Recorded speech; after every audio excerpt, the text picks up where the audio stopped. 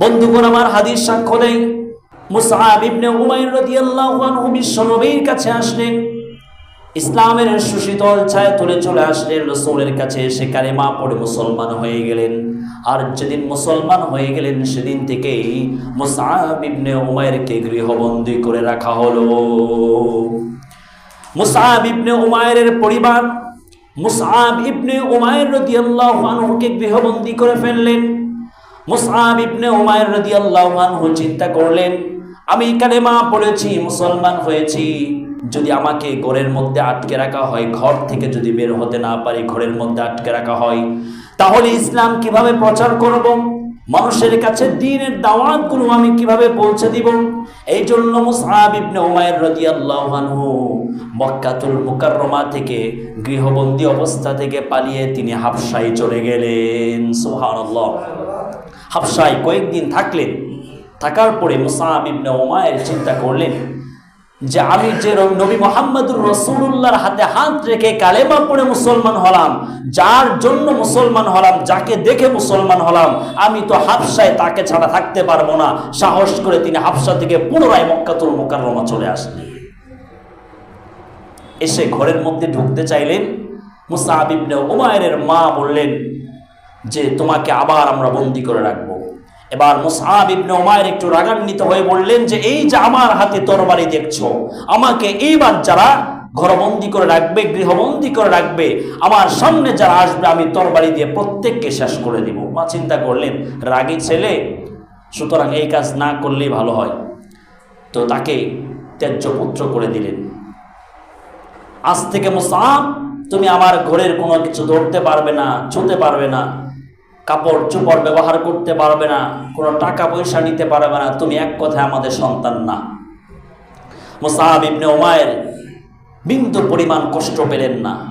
চলে গেলেন রাসূলের দরবারে। রাসূলের কাছে বসা মুসআব ইবনে উমাইর রাদিয়াল্লাহু আনহু ছিঁড়া একটা কাপড়, পুরাতন একটা জামা কাপড়। আহা! মুসআব ইবনে উমাইর রাদিয়াল্লাহু আনহু এত ধনী ছিলেন, গোটা মক্কাতুল মুকাররমা মদিনাতুল মুনাওয়ারার মধ্যে এমন 100 ধনী লোক ছিল যাদের কাছে তৎকালীন সময় 1 লক্ষ দিনার ছিল। মুসআব ইবনে উমাইর ওই যে মক্কাতুল মুকাররমা মদিনাতুল মুনাওয়ারার মধ্যে 100 ধনী লোকের সেরা ধনী লোক ছিলেন হযরতে মুসআব ইবনে উমাইর। সুবহানাল্লাহ। হাদিস সাক্ষ্য দেয় মুসআব ইবনে উমাইর রাদিয়াল্লাহু আনহু যখন খাবার খেতে বসতেন, ওনার দস্তরখানের মধ্যে প্রত্যেক দিন প্রতি বেলায় তিনি 70 জন মেহমানকে খাবারে অংশগ্রহণ করাতেন, মেহমানদারি করতেন। এবং 70 জন মেহমানের সামনে খাবার পরিবেশন করার জন্য যে সকল প্লেট বাটির প্রয়োজন হতো, এগুলো সাধারণ কোনো প্লেট বাটি ছিল না, এগুলো ছিল স্বর্ণ রূপার প্লেট বাটি। সুবহানাল্লাহ পড়ে। আশ্চর্যের বিষয় হচ্ছে মেহমানরা যে প্লেট বাটিতে বসে খাবার খেত, খাবার খাওয়া শেষ হলে মেহমানরা যখন উঠে যেতে লাগতো, মুসআব ইবনে উমাইর এত ধনী ছিলেন, যাওয়ার সময় ওই স্বর্ণের প্লেট বাটিগুলো প্রত্যেকটা মেহমানদেরকে হাদিয়া করে দিতেন। মুসআব ইবনে উমাইরের মতো এত ধনাঢ্য ব্যক্তি, সে একটা ছিঁড়া পোশাক পরে আছে, এটা আশ্চর্য বিষয় না? সাহাবায়ে কেরাম বলতেছেন যে মুসআব হঠাৎ করে গরিব হয়ে গেল। তখন নবী মুহাম্মদুর রাসূলুল্লাহ বললেন যে শোনো, আমার এই যে মুসআব ইবনে উমাইর, সে গরিব হয়ে গিয়েছে কেন? একমাত্র ইসলাম গ্রহণ করেছে, যার কারণে সে বাবা ছেড়েছে, মা ছেড়েছে, ভাই ছেড়েছে, সহায় সম্পত্তি, ধন সম্পদ, ব্যবসা বাণিজ্য সব ত্যাগ করে দিয়েছে একমাত্র ইসলাম গ্রহণের কারণে। আমি নবী মুহাম্মদকে ভালোবেসে আর আল্লাহর সন্তুষ্টি অর্জনের জন্য মুসআব আজকে সব ছেড়ে দিয়েছে। আল্লাহু আকবার। মুসআব ইবনে উমাইর রাসূলের কাছে বসা। ইতিমধ্যে মদিনাতুল মুনাওয়ারা থেকে একটা দল আসছে, তাদের মধ্যে অনেকেই কালেমা পড়ে মুসলমান হলো। এখন নবী মুহাম্মদ সাল্লাল্লাহু আলাইহি সাল্লাম চিন্তা করলেন যে এই মদিনাতুল মুনাওয়ারা থেকে আগত যে দলটি আমার কাছে আসলো, কালেমা পড়ে মুসলমান হলো, তো তারা যখন চলে যাবে তাদের সঙ্গে মক্কা থেকে এক ব্যক্তিকে পাঠালে ভালো হতো। তো মুসআব ইবনে উমাইর তখনও বসা ওখানে। নবী মুহাম্মদুর রাসূলুল্লাহ সাল্লাল্লাহু আলাইহি সাল্লাম চিন্তা করলেন কাকে পাঠানো যায়। তখন চিন্তা করতে করতে এক পর্যায়ে নবী মুহাম্মদুর রাসূলুল্লাহর জেহেনে আসলো সবচেয়ে বেশি সুদর্শন, সবচেয়ে বেশি স্মার্ট, সবচেয়ে বেশি বিউটিফুল, সবচেয়ে বেশি সুন্দর গুছিয়ে কথা বলতে পারে মুসআব ইবনে উমাইর, কারণ তার পরিবার তো ছিল সম্ভ্রান্ত পরিবার। সুতরাং নবী মুহাম্মদুর রাসূলুল্লাহ ওই মদিনা থেকে আগত দলের সঙ্গে মুসআব ইবনে উমাইরকে মদিনায় পাঠিয়ে দিলেন। তখনও রাসূল হিজরত করেন নাই, মানে মক্কা থেকে নবী তখনও মদিনাতুল মুনাওয়ারা হিজরত করে যান নাই, তার আগের ঘটনা। মুসআব ইবনে উমাইর ইতিমধ্যে মদিনায় চলে গেছেন।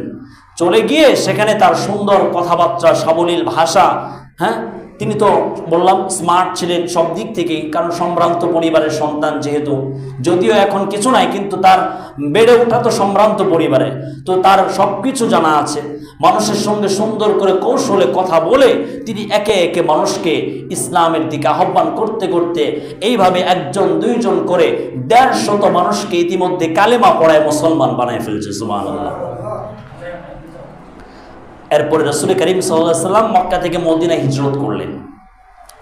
মদিনায় যাওয়ার পরে 17 মাস পর বদর যুদ্ধ সংগঠিত হলো।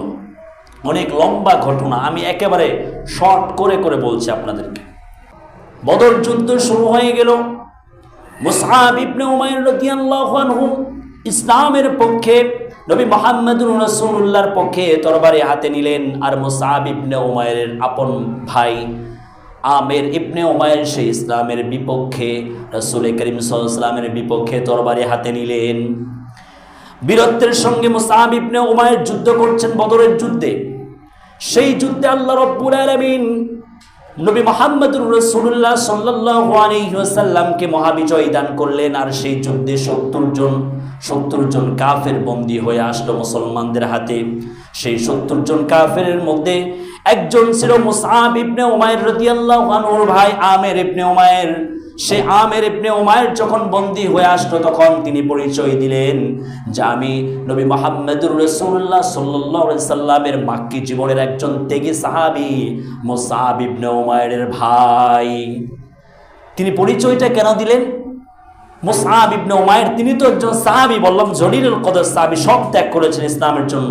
তো তার ভাই বদর যুদ্ধে যখন বন্দী হয়ে মুসলমানদের কাছে আসলেন, তার ভাই পরিচয় দিচ্ছেন সাহাবাদেরকে যে হে আমার সাহাবা ভাইয়েরা শোনো, নবীর সাহাবীরা শোনো, আমি কিন্তু সাধারণ কেউ না বাঁচার জন্য, আর কি যেটা হয় বিপদে পড়লে, আমি কিন্তু সাধারণ কেউ না, আমি হচ্ছি নবীর ত্যাগী সাহাবী মুসআব ইবনে উমাইরের ভাই আমের ইবনে উমাইর।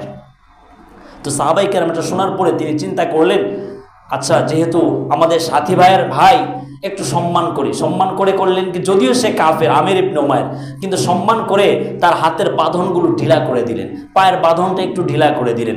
পরের দিন সকালবেলায় মুসআব ইবনে উমাইর সাহাবী আসলেন, এসে বললেন যে এই অবস্থায় কেন, আমার ভাইয়ের হাতের বাঁধনগুলো ঢিলা কেন? তখন মুসআব ইবনে উমাইরকে বলা হলো যে আপনার যেহেতু ভাই, এই জন্য আপনার সম্মানে আমরা সামান্য হাতের বাঁধনটা একটু ঢিলা করে দিচ্ছি।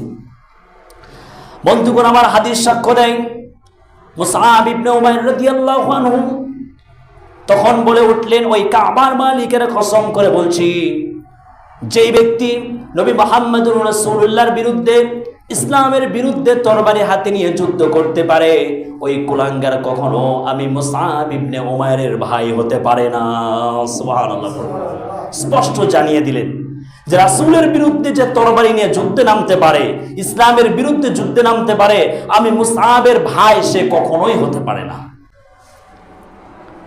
উহুদ যুদ্ধের ঘটনা আপনারা শুনেছেন। 3য় হিজরিতে নবী যখন মক্কা থেকে মদিনায় হিজরত করলেন, 3য় হিজরির শাওয়াল মাসে 7 শাওয়াল উহুদ যুদ্ধ সংগঠিত হলো। বিশাল বড় রক্তক্ষয়ী যুদ্ধ, যে যুদ্ধে নবী মুহাম্মদ সাল্লাল্লাহু আলাইহি ওয়াসাল্লামের দন্দান মোবারক শহীদ হয়েছিলেন, দাঁত পড়ে গিয়েছিলেন। সেই উহুদ যুদ্ধের ইতিহাস মুসলমানদের ইতিহাসের সবচেয়ে করুণ ইতিহাস। সেই উহুদ যুদ্ধে কালেমার ঝান্ডা ছিল মুসআব ইবনে উমাইরের হাতে। ডান হাতে কালেমার পতাকা, কাফেররা ডান হাত কেটে দিল। তাড়াতাড়ি করে তিনি কালেমার পতাকাটা মাটিতে পড়তে না দিয়ে বাম হাতে তুলে নিলেন, বাম হাত কেটে দেওয়া হলো। এবার মুসআব ইবনে উমাইর তার বাহু এবং বুকের সঙ্গে চাপড়ে ধরে তিনি কালেমার পতাকাটা শক্ত করে ধরে রাখলেন, যেন কালেমার পতাকাটা জমিনে পড়ে না যায়, মুসলমানরা যেন পরাজিত না হয়। উহুদ যুদ্ধ শেষ হয়ে গেল। 70 জন সাহাবীর শাহাদাতের কথা বিশ্বনবী মুহাম্মদুর রাসূলুল্লাহর কাছে জীবিত সাহাবীরা এসে বললেন, ও আল্লাহর নবী, উহুদ যুদ্ধে তো আমাদের 70 জন সাহাবী শহীদ হয়ে গিয়েছেন। নবীজি উঠে দাঁড়ালেন। নবীজির দন্দান মোবারক ইতিমধ্যে শহীদ হয়ে গিয়েছে। ব্যথা নিয়েও, দাঁতের ব্যথা নিয়ে নবীজি সাল্লাল্লাহু আলাইহি সাল্লাম 70 জন সাহাবীর খোঁজ নিতে লাগলেন। আমার কোন কোন সাহাবী আজকে উহুদ যুদ্ধে শহীদ হয়ে গেলেন। একে একে দেখতে দেখতে যখন হযরত হামজাকে দেখলেন, নবীজি কান্না করলেন। হানজালাকে দেখে কান্না করলেন। মুসআব ইবনে উমাইরের কাছে আসলেন।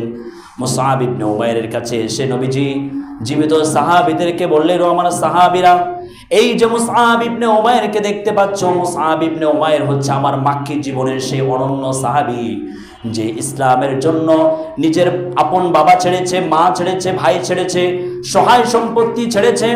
আমি মুসআব ইবনে উমাইরকে ইসলাম গ্রহণের আগে দেখেছি। নবীজি বললেন, লাকাদ রাআইতুহু, আমি মুসআব ইবনে উমাইরকে দেখেছি, তার শরীরের মধ্যে এমন 2টা দামি চাদর ছিল, যে দামি চাদরের মূল্য গোটা পৃথিবীবাসী কত সেটা জানতো না। সুবহানাল্লাহ, এত দামি ছিল। নবীজি নিজে বলতেছেন যে আমি দেখেছি মুসআব ইবনে উমাইর কালেমা পড়ার আগে, মুসলমান হওয়ার আগে, তিনি তো অনেক সম্ভ্রান্ত পরিবারের একজন সন্তান ছিল। কালেমা পড়ার অপরাধে তার পরিবার তাকে ত্যায্যপুত্র করে দিল। এই জন্য মুসআব ইবনে উমাইর, আমি তাকে তখন দেখেছিলাম, তার শরীরে এমন 2টা দামি চাদর ছিল যার মূল্য গোটা পৃথিবীবাসী জানতো না। মুসআব ইবনে উমাইর রাদিয়াল্লাহু আনহু, রাসূল বলেন, এখানেই শেষ না, আমার সাহাবীরা শুনো, মুসআব ইবনে উমাইর তার পায়ের মধ্যে যে জুতা ছিল, জুতার ফিতাগুলো ছিল খাঁটি স্বর্ণের তৈরি। সুবহানাল্লাহ করো। বিশ্বনবী মুহাম্মদুর রাসূলুল্লাহ সাল্লাল্লাহু আলাইহি সাল্লাম বললেন, উহুদ যুদ্ধে যারা শহীদ হয়েছে, প্রত্যেকটা শহীদকে বিনা গোসলে, বিনা কাফনে তাদেরকে জানাজা পড়িয়ে দাফন করে দেওয়া হবে। যুদ্ধের ময়দানে সাহাবায়ে কেরাম শহীদ হলে তাদেরকে গোসলের প্রয়োজন নাই, কাফনের প্রয়োজন নাই। তার কারণ হচ্ছে কিয়ামতের ময়দানে এই যে শহীদ সাহাবায়ে কেরামগুলো আল্লাহর দরবারে রক্ত মাখা শরীর নিয়ে উপস্থিত হয়ে যাবে। সুবহানাল্লাহ। বিশ্বনবীর এই কথা শোনার পরে সাহাবায়ে কেরাম 70 জন সেই মৃত শহীদ সাহাবীদের লাশগুলো একত্রিত করছেন। এমন সময় দেখতে পেলেন মুসআব ইবনে উমাইর, যিনি তৎকালীন সময় গোটা আরবের মধ্যে 100 ধনীর মধ্যে সবচেয়ে ধনাঢ্য ব্যক্তি ছিলেন মুসআব ইবনে উমাইর। সাহাবায়ে কেরাম দেখলেন যে মুসআব ইবনে উমাইরের শরীরের মধ্যে এতটুকুন কাপড় আছে যে মাথা ঢাকলে পা বের হয়ে যায়, আর পা ঢাকলে মাথা বের হয়ে যায়। আল্লাহু আকবার। চিন্তা করেন, নবীজি যাকে দেখেছেন স্বর্ণের জুতা পরে, এত দামি চাদর পরে, যে চাদরের মূল্য পৃথিবীবাসী জানে না, রাসূল নিজে বলেছেন হাদিসের মধ্যে, এই মুসআব ইবনে উমাইরের শরীরের মধ্যে এতটুকুন কাপড় নাই যে তাকে কাফন পরানো যায়। আল্লাহু আকবার। রাসূল আশ্চর্যজনিত হলেন, কান্না করলেন মুসআব ইবনে উমাইরের জন্য। সাহাবীদেরকে বললেন যে, দেখো সাহাবায়ে কেরাম শুনো, এই মুসআব ইবনে উমাইরের শাহাদাত হচ্ছে ইসলামের সর্বোচ্চ ত্যাগের এক অনন্য দৃষ্টান্ত। যার অনেক কিছু ছিল, ইসলামের জন্য সব ত্যাগ করেছে। তো রাসূল সাল্লাল্লাহু আলাইহি সাল্লাম বললেন যে, সাহাবীরা যদি এমনই হয়, মুসআব ইবনে উমাইরের এতটুকুন কাপড় যে মাথা ঢাকলে পা বের হয়ে যায়, আর পা ঢাকলে মাথা বের হয়ে যায়, তাহলে কাজ করো যে যতটুকুন কাপড় আছে ততটুকুন দিয়ে মাথাটা ঢেকে নাও, আর পায়ের অংশে ইজকির নামক ঘাস দিয়ে সে পায়ের অংশ ঢেকে নাও। আমি রাসূল সাক্ষ্য দিচ্ছি, কিয়ামতের দিন আমার মুসআব ইবনে উমাইরকে আল্লাহ এর উত্তম বিনিময় জান্নাতুল ফেরদাউস আল্লাহ দান করে দিবেন। সুবহানাল্লাহ।